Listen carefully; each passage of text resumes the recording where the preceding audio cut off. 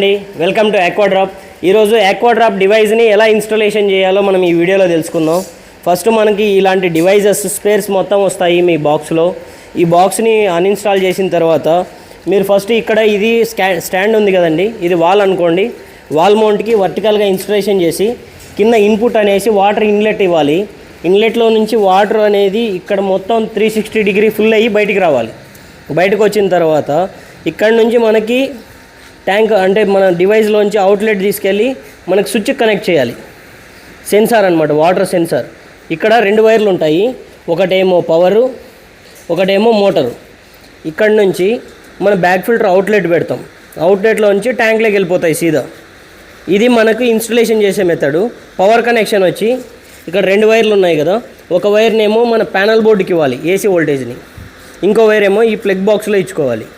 ఇచ్చిన తర్వాత మన డివైస్ ఏదైతే ఉందో ఇది ఇలాగా 4 స్క్వేర్ వైర్ మాత్రమే వేయాలి. 4 లేదా 6 square wire. 6 square wire installation చేసుకొని ఇక్కడ డీసీ అవుట్ అనేసి ఉంటుంది. ఈ డీసీ అవుట్లెట్లో కనెక్ట్ చేసుకొని మీరు మల్టీమీటర్ ఇక్కడ 2 టచ్ చేసి చూస్తే మీకు 10 అబోవ్ ఎప్పుడైతే వోల్టేజ్ వస్తుందో అప్పుడు మాత్రమే ఈ యూనిట్ స్పెసిఫికేషన్గా పనిచేసినట్లు, ప్రాపర్గా పనిచేస్తుంది. మీకు ఇక్కడ వోల్టేజ్ డ్రాప్ అయ్యింది అంటే ఇది డివైస్ పనిచేయదు. ఇది కంపల్సరీ ఇన్స్టలేషన్ అయిన తర్వాత మీరు చెక్ చేసుకోవాలి. ఒకవేళ మీ దగ్గర మల్టీమీటర్ లేకపోతే డీసీ ఇండికేటర్ అనేసి వస్తుంది. ఇలాంటి డీసీ ఇండికేటర్ని తీసుకొని ఒకసారి టచ్ చేసి ఇక్కడ చెక్ చేసుకోండి. డీలర్స్ అందరూ మ్యాండేటరీగా ఇది పాటించాలి. ఎప్పుడైతే మీరు ఇలానే ఇన్స్టలేషన్ చేస్తారో రిజల్ట్ కరెక్ట్గా ఉంటుంది.